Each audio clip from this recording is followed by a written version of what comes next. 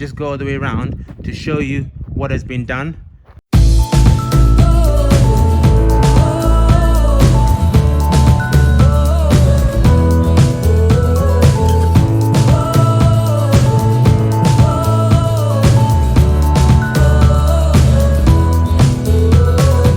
Hi guys, welcome to Asher and Gad channel, making Africa home again, one family at a time. So on site today again, it's only me, just gonna give you a quick site update to see where we are. Just before I begin today's update, if you haven't watched our previous video, please click up here to watch it again before this one, because I'm showing you the outcome of the waterproofing, if you like, the damp paint that was used on the outside. And also I'm showing you some of the inside painting, which is 95% done. The painting is 95% done. The only part that is not done is the balustrade, just the balustrade, which we need to paint black. And we have also decided that the burglar proof bars, as the comment I pinned on this video here, on the previous the burglar proof bars will be the same color as the window frame or the window trim. Okay, the window trim is a gray color, so the burglar proof bars, we have decided it would be the same color, because that it seems to be the common approach that I've seen in Ghana, and we're happy with that. So we're going to paint the burglar proof bars that color. But thank you all for all your comments about what color to paint the burglar proof bars, but that's what we decided. All right, so let's go have a look around. Okay guys, so this here is the damp proof paint that I talked about in the previous video. Okay, now for those who haven't watched the previous video, I just go all the way around to show you what has been done.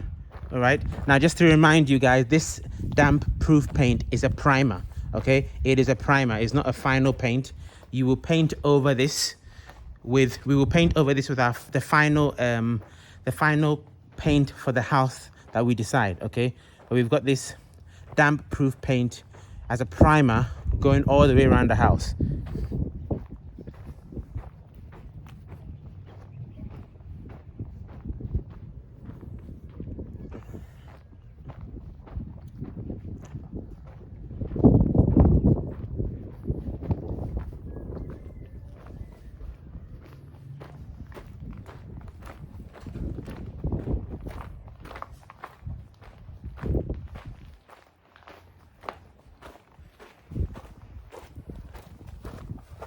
So that's it done, all the way around the house. Okay, now obviously, again, if you watch the previous video, as I said, we were not in the country when the foundation was being done. So the ideal thing is to do a damp proof membrane horizontally, which we have done. We have a damp proof horizontal membrane which is sitting right below the concrete slab, above the compacted foundation, if you like. And if you haven't watched that video where we talk about the damp proof membrane and how we installed it on our foundation, just click up here somewhere and you'll see that video. We did it horizontally, but the damp proof course, which is the vertical one, was not done. We asked for it to be done, but again, we were abroad, not sure why it wasn't done, but it wasn't done. So therefore we've come on the ground now in the country. We've managed to do something, and that something is also very effective, which is the damp proof paint, to prevent penetrative damp through the walls into the internal walls of your house. Especially important when you're, depending on the level of finishing you're going to have compared to the floor, the level of the floor inside. Somebody made a comment about they would prefer to use towels outside. I've heard people talk about towels. I've heard people say they prefer to use towels, which I guess you can do. I'm sure you can use towels with a waterproof cement and a waterproof a grout. I guess you could do that. But we've had enough of towels now. We've done a lot of tiling, spent a lot of money in tiling, and I think we are good. We don't really like tiles outside a building, and I'm still chasing the tiler to come and finish the final piece of grouting between the top of the tile and the POP ceiling in the bathrooms. Okay, and if you haven't watched that video, I talked about that in the 95%. Don't settle for 95%. Again, if you haven't watched that, click up here and watch that for yourself. I'm chasing him, and I believe he'll come and do it, because I'm really hassling him to come and finish his final 5%.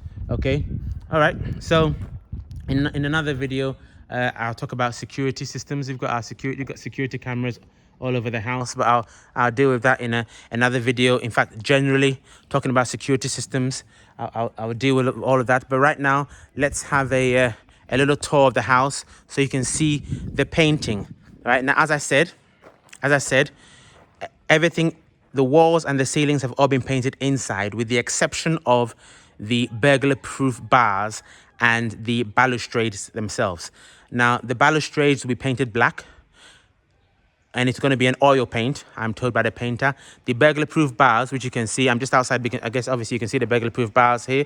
They're currently white, but the consensus we've had and what we decided that we're going to paint the burglar-proof bars the same color as the window frame, okay? The same color as this window trim here. So that is going to be what that's going to, in fact, that's going to actually make the burglar-proof bars, I think, fade into the background, which has its benefits as well. And to be fair, I've seen that quite a lot in Ghana. Anyway, enough of talking. Let's go inside and see what the finished wall painting looks like. Let's have a look.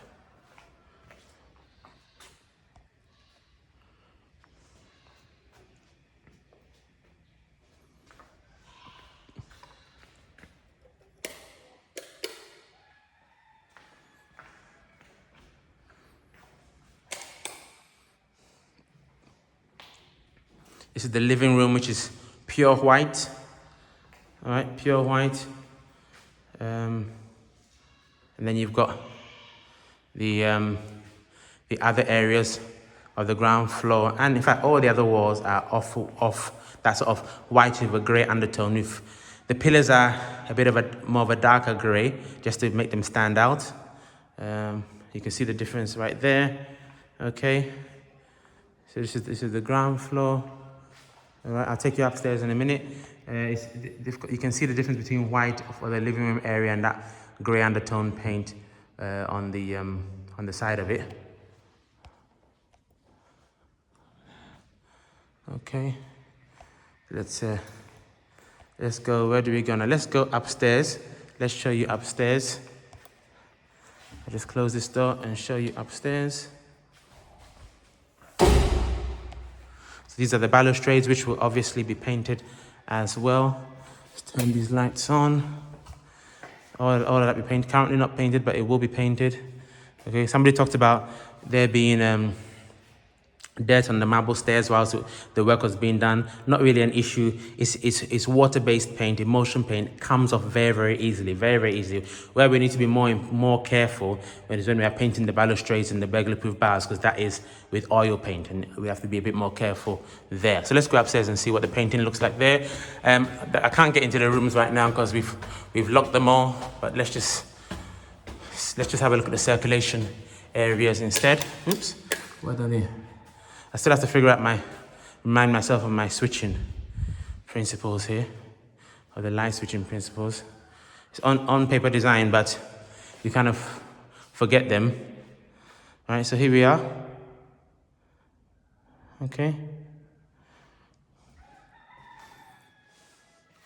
All right, let's show you one of the rooms as well.